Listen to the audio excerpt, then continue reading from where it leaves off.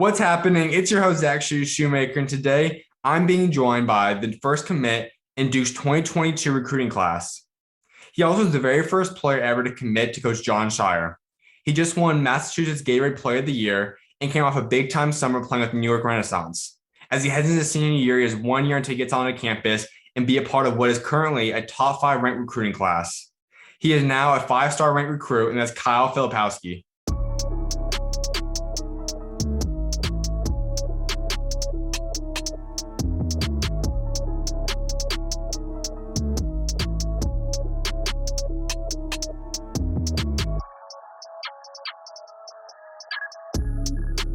Well, take us to this. This is our second interview now, and you've come a long way. A year ago when we last talked, you're just starting to get some offers, still were unranked. Today, now you're pretty much a 5-star on all sides. You're going to Duke University. Just take us through how you're feeling right now.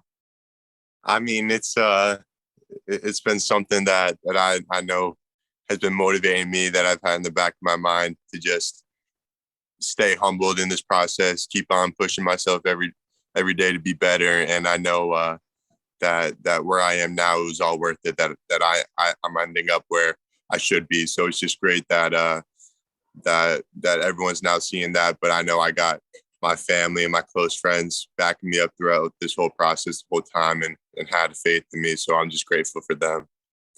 Is it kind of crazy when you just look back at it and say, about a year and a half ago, before COVID came into play, I pretty much was not known by anyone. I didn't have offers. I wasn't in the place I probably was dreaming of. Today, now you were in that place. You had Duke, you had Kentucky, you had all the schools wanting you. How crazy is it looking how far you've come in about 18 months now?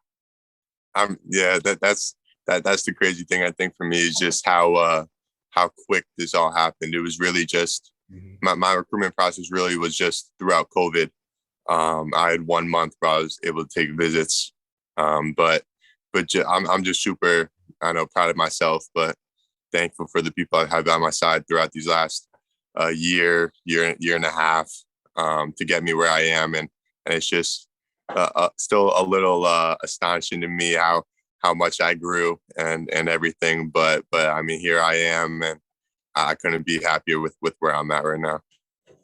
So if someone would have told you 18 months ago that you're going to become one of the top prospects in the country on all recruiting sites and be able to be committing to Duke, would that have ever crossed your mind? Could you have believed that? I mean, I think a year ago, I would have believed that. I know that was a goal I had. I know it wouldn't come easy. But I mean, if you asked me that a couple of years ago, I'd kind of be like, I'm not too sure, but it was definitely a dream of mine, but I just didn't really have that confidence in me. But over time, that's grown as I've been getting better as well. So yeah. Let's hop into the events that ultimately led you to committing to Duke. And you had, like I said, pretty much every school in the entire country going after you by the end of this. You had Kentucky come in late. You had to go and visit Syracuse, Ohio State, Indiana, Iowa, UConn. Just take us through all these schools and who really was in the heavy mix for you until you ended up committing to Duke. I mean, so there were a lot of schools in the mix with me getting down to why I know those 5 official visits I took, Duke, Ohio State, Iowa, Syracuse, Indiana, were all top of the list, along with a couple others like Michigan and UCLA, and then Kentucky coming in late, like you said. But I mean, just with getting down to my decision, Duke just checked all the boxes off for me. I didn't expect to commit this soon, to be honest. I was still, a couple months ago, I was planning on taking some senior official visits and revisiting some places, but after my junior visits and sitting down and looking back at them, I just knew Duke was the place. There really wasn't any other school that could beat them out for what they can support from me. Let's say Duke never did come into the fold for you. Was there 1 or 2 other schools that you think you really were close to liking, or maybe could have even won you over had Duke not been in the picture? I mean, I think if Duke didn't come in the picture, I wouldn't be committed right now like I am. I'd still be keeping my options open, revisiting some schools, maybe taking some new visits in the fall as well. Like I said, potentially UCLA and Michigan and looking back at Ohio State, Iowa, Syracuse, and Indiana. But yeah, that's not how things worked out. So I'm happy. I'm happy right where I am. Now, as we mentioned, the Kentucky offer is a little interesting. Everyone knows that they are pretty much on the same level in terms of historically great, a lot of NBA players that they produce, and they come in right at the last second. We see that with some guys. Obviously, Drake just had the G League come in the night before he went to Duke, but like when the school does come in late and you know they have a lot of significance and they're still a great program, how did you handle that? And just take us through where you stood with Duke, kind of when they came in as late as they did. I mean, I have all respect for Coach Calipari and Kentucky. Like you said, they just came in late. I wasn't really expecting to commit this soon, um, but that's just because of I think how well Duke was recruiting me. They didn't really come in. I would say they didn't come in late at all for me, because they started recruiting me, geez, like at least 6 months ago. So they were on board with my recruitment. Weren't late at all. But I mean, I know people compare Kentucky and Duke all the time as being the top two programs in the country. And I know Kentucky has a lot to offer as well. But just where I was in my position with Duke, the coaching staff, how I felt about it, I really, after thinking about it, I really didn't think anyone else could beat out Duke at that time. So. Yeah.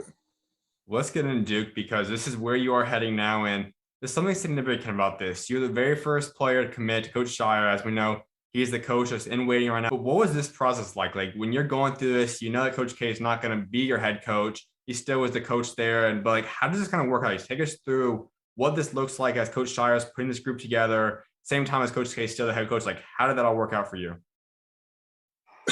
I mean, Coach K retiring didn't have an effect on how I felt about Duke at all and where they stood in my recruitment. I formed a very good relationship with Coach Scheyer, Coach Carawell, and Coach Smith. I mean, Duke still stands for what it represents. You know, even if Coach K is not going to be officially the head coach after this year, they still represent everything that I look for in a program, in a school. And I mean, I have all my faith in Coach Scheyer that he's going to continue this right where Coach K left off and how successful Duke's going to be in the future. And I mean, I see Coach Scheyer's vision for the 2022 class, and I was all in with that. So I wanted to be the first one, help him, you know, recruit some other guys and make this class as special as we both see it can be. So was Coach K involved in your process? So like, did you get talked to him much? Was he really trying to entice you to Duke at all? Was it mostly just Coach Scheyer and who's going to be the coaches next year? Like, how did that work out in terms of recruiting with them?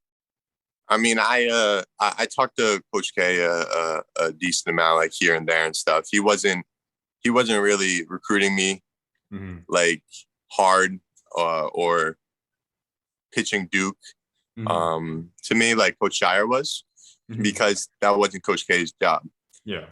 Coach Scheyer. So I mean, I still spoke with Coach K, had some meals with him on my visit and stuff. I got to know him a little bit, but Coach Scheyer was really the main guy throughout my recruitment that on top of me. What makes Coach Scheyer so special? I think everyone's kind of getting the vision a little bit. He's energetic. He's a fun coach. Obviously, he's young. It's going to be a new era of Duke basketball. It's still going to be great. Like, yeah, I know you even put out on your commitment. Like, it's still going to be a great legacy at Duke, but it's kind of a little different feeling now. It's a little bit different than Coach K in some areas. So what makes Coach Scheyer so special? Like, what is just so special about Coach Scheyer? I mean, I think just his passion, his vision, his mentality, just all of that. You know, I think it's really going to make him a great head coach. Have him connect with the players, have us all on the same page, which will make us a championship team. And I mean, he just wants to have fun with it as well. Just the relationship we built, like I said, his vision for my class, just all of that, his personality, things like that, really got me on that connection with him. Now, going forward, obviously, this has been an already pretty solid 2022 class for the get-go. You come in very first. Now, Darius come in yesterday. How special is this already feeling? Just besides anyone that could be coming in later on, just you two right now committed to Duke 2022 top 5 recruiting class. How special are you two together, and just how excited you'll go out there and play with Dariq next year? I mean, me and Dewey go way back to fifth, sixth, seventh grade of AAU. We played together, so I know that's going to be a little reunion going into freshman year at Duke, and I mean just already knowing each other, still forming more of a relationship too, building off that and stuff. Will really get us on that get that chemistry a lot stronger, and I'm looking forward to playing with him. I know he's a great dude off the court, and I mean he's very talented on the court as well. And I feel like we could connect because how different players we are, and that'll complement one another very well on the court. You kind of discussed that a little bit, but I'm sure that's what you kind of posted a little bit ago on Twitter. Put the picture of you and Dariq together when you guys were little. So take us to that. Like, when did you first start getting to know him, and just how did you guys really start forming that bond when you guys were younger? Like, how that kind of happened? Yeah, I mean, I think it was fifth grade when we first started playing together. That might have been when he first started picking up basketball too, if I'm not mistaken. So that was really when he started playing ball. We played together on our first AAU team, and then we ended up doing very good. We finished like top 15 in the nationals that year. Us two were really kind of the main guys on the team, helping get us to where we finished. And then we went to another AAU team the following year, and then played together on that. And I mean, us two, we were always the two main guys on the team. I mean, I know everyone else still played very important roles on it as well, but us two, that's really when people looked at our team, they saw us two as the main guys, and just how unique we were.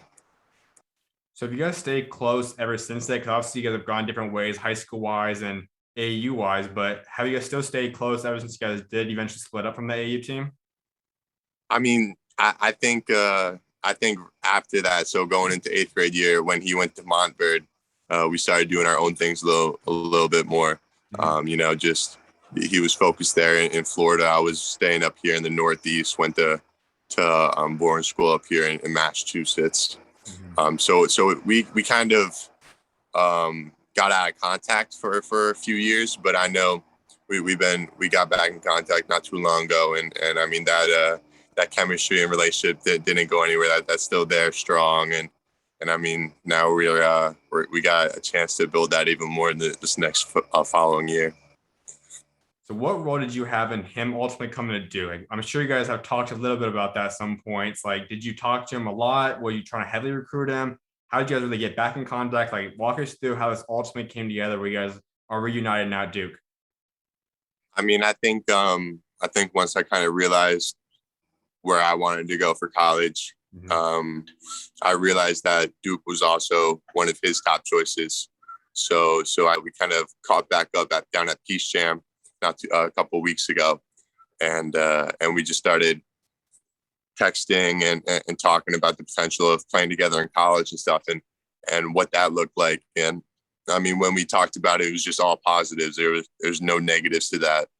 And we actually we played them in the quarterfinals in Peace Jam, but I had COVID then, so I didn't get to play against him, which was unfortunate. But I know that we got a lot more games together that we're going to be playing alongside one another, which is awesome. When did he tell you, or when did you start kind of figuring out that he was going to be heading to Duke as well? I mean, to be honest, he kept it pretty quiet. I know we were still talking and stuff, and I know he liked Duke and Florida State and Kansas a lot. But I think he really tried to keep it a surprise right when he announced it, which was awesome because I mean, I respect that of him. He didn't really want to get out or anything. But I know when we were talking about Duke and stuff, all he had was good things to say. So So I know this class isn't going to be done yet. There's going to be a lot of rough spots to fill. Obviously, someone might be assuming. I think Paul is going to be a one and done type guy. AJ, same story. Theo will be moving on as a senior. A couple of guys could still be there, like Trevor. We'll see what Jeremy does, Jalen. But there's still going to be a lot more roles and spots to fill. So what is this 2022 class going to possibly look like? Like, who are you guys targeting? Who would be the Duke dream class for you guys? Right. I mean, obviously, with who Coach Shire has offered, those are really the main priorities. Just to name a few off my head, like Derek Lively, JJ Starling, Mark Mitchell, Jaden Shute, Anthony Black. So those guys are really our main focus right now for the recruitment. I know because that's the vision Coach Shire has and how special the 2022 class can be. So I mean, I'm all on board with that, and I mean, I know that with myself and Dewey getting this class started, that's gonna open up some eyes for them and hopefully draw them in a little bit more too, which is awesome. Let's say one of those guys like Mark or Jaden or Derek reach out to you and they say, all right, what's special about Duke? Why should I be coming here? How'd you answer them? I mean, obviously, everyone has a different recruitment process and experience with schools and what schools say to those recruits. And maybe one school is recruiting me differently than how they recruit one of the other guys.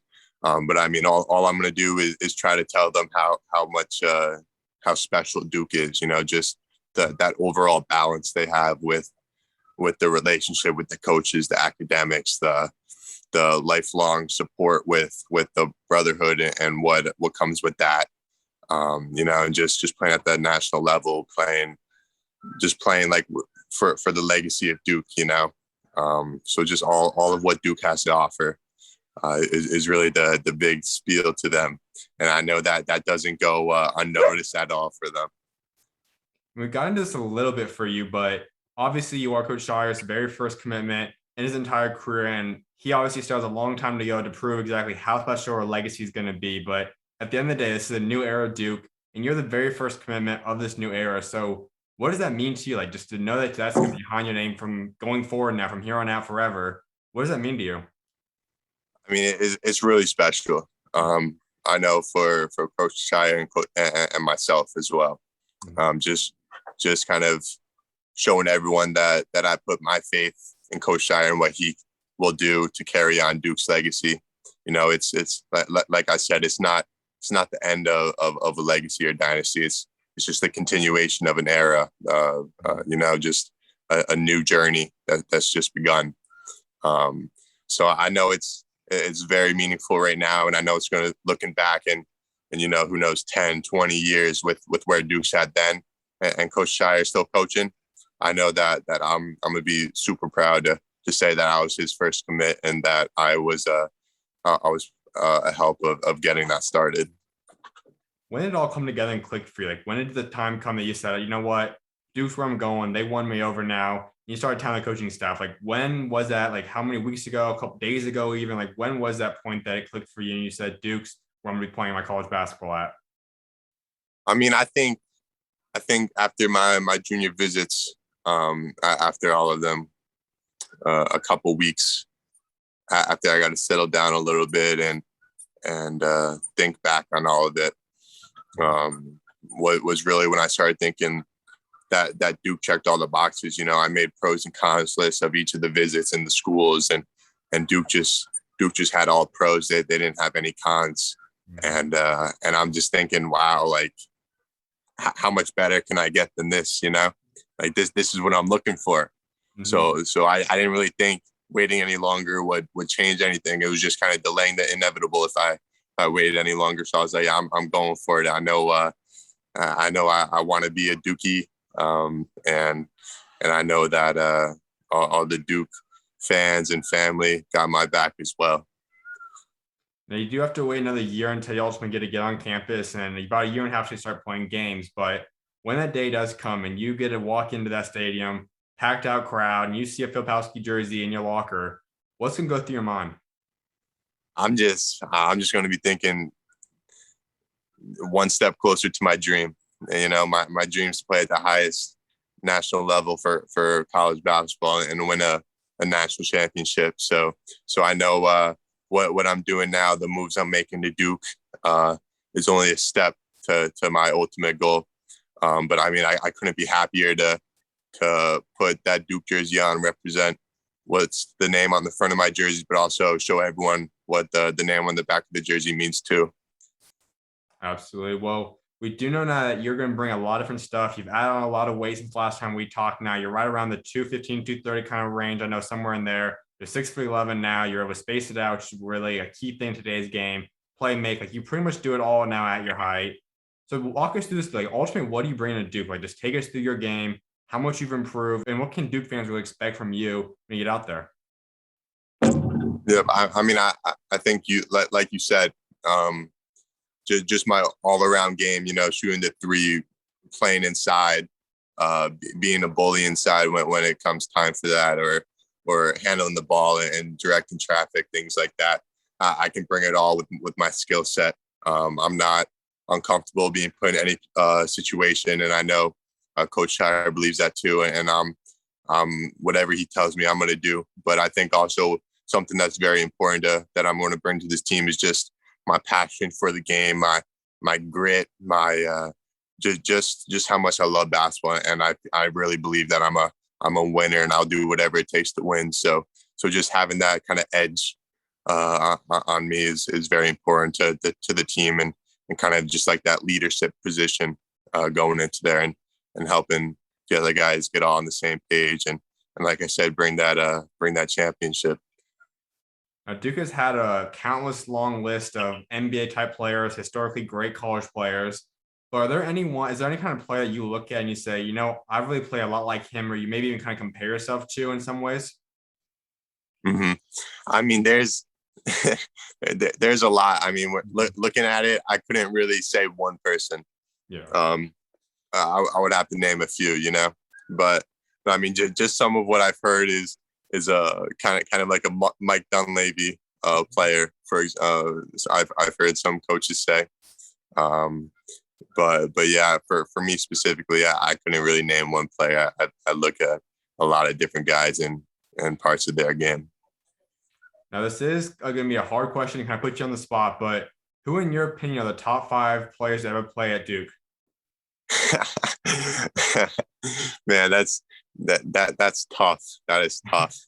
I mean, I know there are a great deal of one and dones at Duke, and I mean, like you said, top 5 all time at Duke.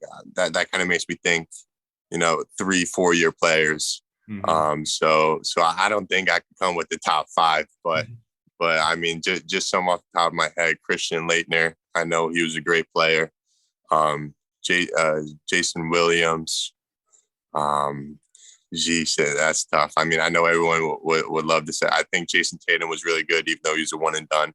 Mm-hmm. I know Grayson Allen had a great 4-year career there. Mm-hmm. So who is your favorite Duke player? Like, if you could think of all the great players, like, is there one that, even if you were a Duke fan or not growing up, like, who is that Duke player you love watching?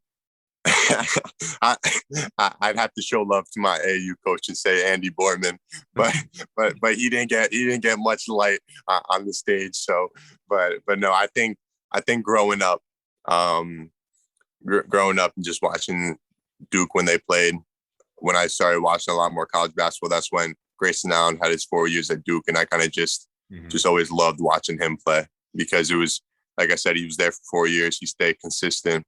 I know he went through his up and downs, and I mean, I saw him persevere through those challenges. So I had a lot of respect for that. So who did you like growing up? Were you a Duke fan, another team? Like, who was your team growing up that you kind of were, would you kind of say be your dream team growing up? Yeah, to be honest, that was Michigan State. It was Michigan State for me. I mean, when I first started loving watching Michigan State, that's when they had Denzel Valentine on the team. I think he was a junior or senior. And I know when they lost that 15-2 seed to the 2 seed, I think that was Middle Tennessee. I was heartbroken after that. But I mean, during the recruitment process, it wasn't really about who I loved watching growing up. You know, I think it was what was best for me. And I mean, I watched a lot of college basketball growing up. It wasn't just Michigan State. I mean, I watched Duke, I watched Kentucky, I watched Louisville. So just during my recruitment process, it was there was a lot of different factors that came into play rather than just who I loved to watch growing up. Right now, you are the 53rd highest player to commit to Duke in program history, but I know I've heard from a lot of different people on the recruiting sites that there's a good chance you're going to be pretty much top 15 locking all of them, as high as probably top five as well. So the number's going to go up. But either way, you're going to be one of the highest ranked players ever to commit to Duke, which is a high honor. What does that mean to you? And does that bring any pressure along with that? To be honest, it doesn't bring any pressure at all. I was kind of surprised when you said that. I didn't know that at all. But I mean, all I can think of to say that is I still have a lot to prove. I mean, I don't feel the pressure. I know I got everyone that I care about supporting me for this, and I know that growing up I just felt underrated in the spotlight, and it took me a lot to prove myself, and I still feel that way. So I'm just hungry. I'm motivated to keep pushing and showing everyone that I am one of the best players, and I want to make a name for myself at Duke that'll be remembered. Without doubt. Well, let's get into people getting to know you a little bit better because this has been a long, crazy, windy road journey for you to get to this point. So we head all the way back though. You originally are from New York. What was it like growing up out there? It was.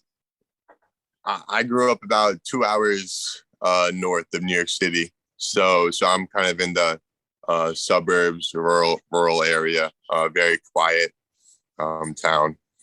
But I think it was fifth grade when I started going down to the city to play more competitive basketball because that's really where the competition was. So I know just being up here, it was kind of, this is home for me, but I knew that I needed to get out of the area to continue to grow just as a person and as a basketball player. And you've gone through this journey with a brother that's also going to become a Division I player eventually whenever he decides to commit to wherever school he's going to choose. That's Matt. So what was that like growing up alongside him and having a brother to truly battle with day in, day out? I mean, it's been awesome. I mean, just to have those memories with me for the rest of my life, growing up with him, but also it helped each of us a lot too. With our games, because we're two totally different players. He helped me with my inside game. I helped him with his outside game. So we helped each other a lot. I know there were endless one-on-one basketball fights that ended with whoever won and lost. But I mean, it's been a special relationship growing up. And I mean, I'm just excited to see where he'll end up too, and seeing the attention starting to come his way now, which he truly deserves. So I'm happy for him. So we're going to play 3 games at one-on-one. Each game's going to go to 11 points, let's say. Who's going to win that one-on-one battle between the two of you? Man, I don't think, I think it'll go 1-1 the first 2 games. And then the third one, you said game to 11, the game will probably end like 10-9 with a fight between the two of us. So I can't really tell you who would win. Now, we're not sure, obviously, if Duke's in the picture for him, if whatever could happen that way, but there's a chance you guys all obviously do end up eventually splitting up then come college days. And there's a chance, obviously, you guys couldn't be playing against each other in college. So if that ever does align, you're playing your brother on the college stage. What's that game going to be like? I mean, it's a part of me feels like it's going to be hard to take it serious, but another part of me is kind of still just going to play that game, and have fun with it. And I mean, I think whoever wins that will have a lot of bragging rights over the other one. So that will kind of make it more serious between the two of us. But no, I think a lot of people are going to love to watch that game when it comes. Would we be able to expect possibly technicals from one of you two, or both of you guys possibly a lot of trash talking? Like, what could possibly go down if you two are matched up against each other on the college stage? You know what? I think, I mean, just from my opinion, the NBA refs have kind of been transitioning to more technicals and more flagrants and stuff, and making the game a little bit less interesting in that aspect. But I hope college doesn't really get that way. But so I mean, I'm sure there'll be some trash talking, but I mean, I just hope the refs don't throw us texts, because if they do, then we just got to go up to them and tell them, yo, we're twins. This ain't no this ain't no true hate. It's just what we've been doing growing up. So I think we got to make that clear before the game, just so the refs don't ruin it for us. Mm-hmm. Absolutely. Well, let's kind of go through your high school journey now because you've bounced around a little bit. You found a home where you've now won Gatorade Play of the Year at. You don't play the tournaments. Obviously, COVID's gone away of a lot of different stuff, but it's kind of take us through your high school career a little bit and the ups and downs that's helped get you to the point you're at today.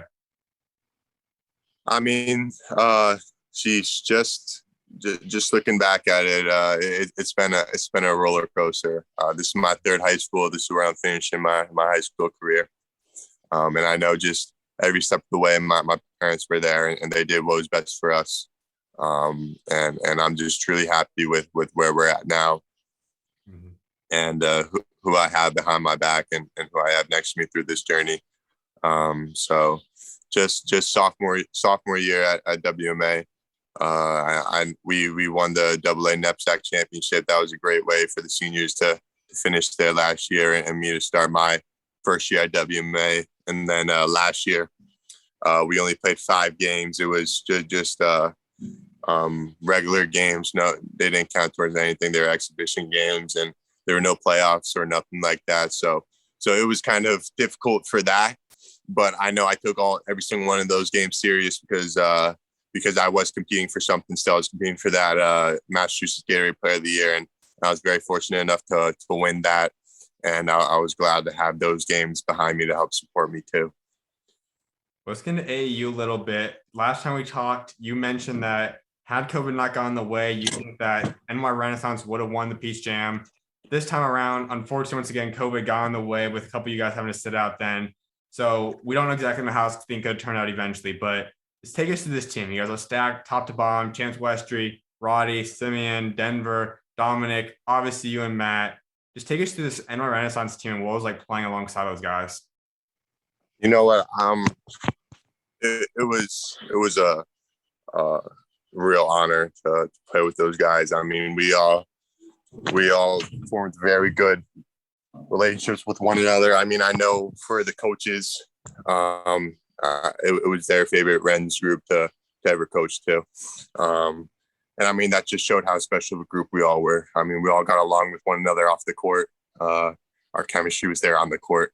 We all had, I mean, we didn't even have a starting 5. Our 10th man is going D1. So that just shows how much talent we had on the team, but we were still all playing together very well and each got to showcase ourselves. But I mean, it's very unfortunate with, that's how it had to end. I mean, we didn't get to play 16s together because COVID shut that down. So 17U was our only year to do that. And it was unfortunate how that ended with a couple of us getting COVID and then losing in the semis because we were the team to win it. I mean, of course, that may sound biased, but I mean, we went through hell and back together and we were there for one another, every single one of us. We're not going to be more proud of the guys and just the relationships I formed with them all. So everyone on that team, obviously you said they're all going to Division I. Simeon's going to be 2 more years away because he's going to play another year of high school most likely. But everyone on that team, like who would be the guy you're most excited to go up against in college besides your brother? That's a hard one. That's a hard one. I mean, I know to be honest, I can't say one. I'm looking forward to going up against every single one. I know it's going to be a fun game. It's going to be a competitive game. I mean, just seeing Denver going to Georgetown, I'm super happy for him. I know playing against him is going to be tough and exciting, but I think it'll be just a lot of joy because we all know how each of us play. So we're going to be like, oh, this is what he's going to do. This is what he's going to do. But no, I mean, just Denver, Roddy, Chance, Dom, them all, Chisholm. So it's going to be fun. Absolutely, man. Well, sometimes like wrapping up discussing is building a legacy for yourself. And we know that obviously now your next chapter will be collegiately at Duke. So when you do leave there eventually, like, what do you want to be remembered for? And what do you want your legacy to be for what you accomplished both on and off the court throughout your time at Duke? Mm-hmm. I mean, I know Duke's has had a lot of players that have made a legacy at Duke and what they've stood for. But I mean, I think for me, I just always try to be different. when it comes to on and off the court. I want to, bring up those difficult conversations off the court. Like those real world problems. Try to help the community, get back to the community. Is something that I'm very passionate about, and just being a part of that, because at the end of the day, I'm just like everyone else. I lived in this world. I faced problems just like the rest of the people, and things like that. So I know I want to help out any ways I can with that. And then just out on the court, I want to be known as someone special. I know a lot of people are saying he's going to be the next hated Duke guy, and I mean I'm not afraid of that. I don't mind it at all. I'm all up for the hype and things like that, because I'm like I said, I just have this passion for the game, this motivation to be the best I can be, bring national championships to Duke again, and just like leave my mark that way. Absolutely. Now, we do know that things could obviously change throughout the next year, but as of right now, do you have your number set? Like, what number can we expect you to possibly be rocking out with at Duke throughout your career there? I mean, so these past, it's kind of changed a lot. Mm-hmm. I mean, I know what I am currently right now is 22, but 22 is retired by Jason Williams at Duke, who I actually met. I'm a big fan of his, but then I know someone, what I was planning on wearing was number 30 at Duke, and I know someone's number 30 right now. So I'm not sure what I'm gonna be yet my freshman year. It's still in the works. I know I gotta do some soul searching for that number, but who knows? Maybe going forward, I go to 30 after my freshman year, or something like that. Because I mean, I think 32 is what Coach Shire's number was, and I know just with the relationship we have, and how he got basketball taken away from him with his injury, was that's just the worst. And I mean, I feel like kind of wearing 32 carries on his legacy, since he didn't get to play after college much. And I mean, it kind of gives him another name or feeling to watch that out on the court. Absolutely, man. Well, I know you're also a believer. You're pretty vocal about that. You have it in your bio. You have Mark 9:23. Just walk us through your faith. Like, how has God helped get you to the point you're at today? I mean, I know a lot of people always say like God's done so much for them, and it may sound like a lot of corny, it may sound corny and stuff, but I've been raised in a family to have that faith, and believe that everything happens for a reason, that God has things happen for a reason. And I know through my journey, there's been a lot of ups and downs, and during those downs, I'm just like, man, why couldn't this happen? Why couldn't this be good? But I mean, I know that one of the things that I believe the most is just to stay patient. Like with patience comes like the greatest reward. And I mean, I know that that getting COVID at the end of PSHAM, I wasn't allowed to play and compete for my one and only PSHAM championship.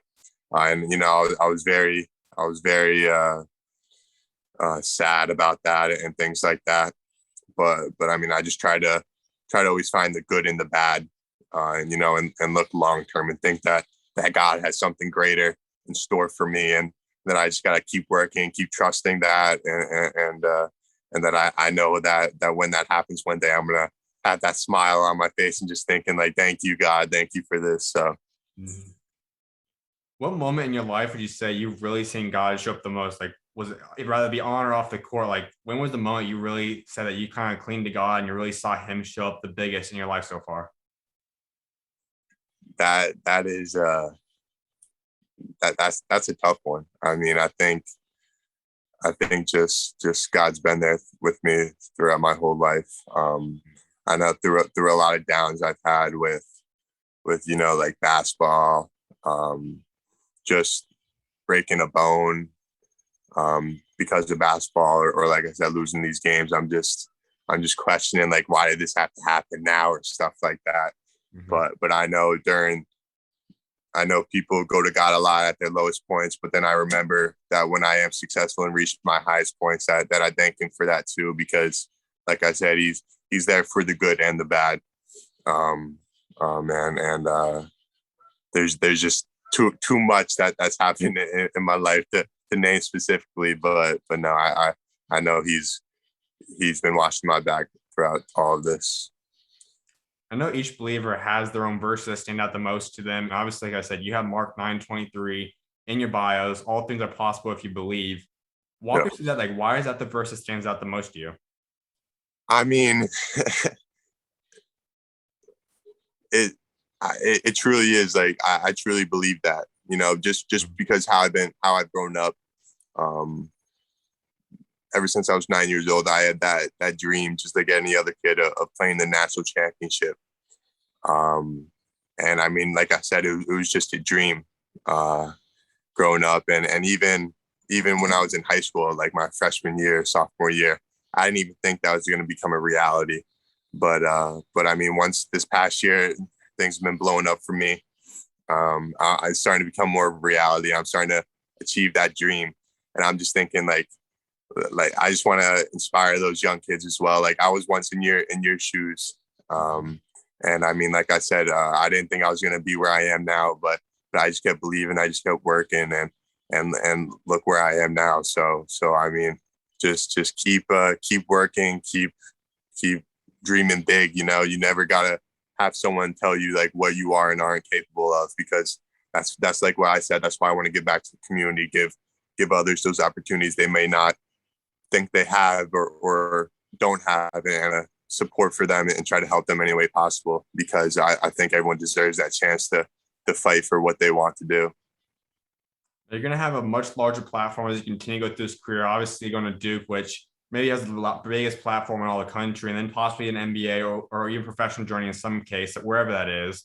But how do you plan to be able to spread God's light? And how do you plan to be his light in the world as you get a larger and larger platform and could have the chance to impact more and more people? I mean, like you said, just try to spread God's word any way possible, whether that be talking about what he's done for me personally, and just having that faith and trying to help others believe that as well, and just some way, somehow, whether it be through my words, my actions, my deeds, just try to show that good humanity side, and just really open other people's perspectives to really thinking so too. Absolutely, man. Well, my final thing for you, give Duke fans your 3 biggest goals you have set for your Duke career. When, I got a lot of goals, but winning national championship is definitely one. Beating UNC every single game we play them, and the third one's a tough one. I'm trying to pick. I mean, I think I gotta go with winning another national championship. I don't think one's enough. I think just like I said, I believe I'm a winner, and just bringing that to Duke, bringing that mentality. I want to obviously winning one national championship is awesome, but after that, I want to win another one. So I just want to stay hungry, keep letting my Duke fans know that I'm never going to stop fighting for them, stop fighting for Duke, and winning national championships. Even if we win one, I'm not done. So I just want to give that out. Absolutely, man. Well, congratulations once again. The big commitment. I'm excited to see what God got next for you, and appreciate you taking time to come on today, man. Thank you. Appreciate that. Of course, man. Y'all welcome on, man. God bless. Thank you. You too, Zach.